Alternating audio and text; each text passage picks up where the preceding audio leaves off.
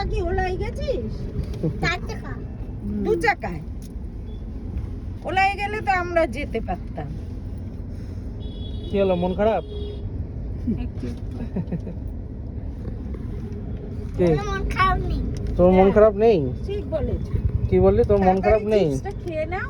এই তো কান্নাকাটি করছিলি, থাকবো মা থেকে যাও মা থেকে যাও, ভেবানি শুরু করেছে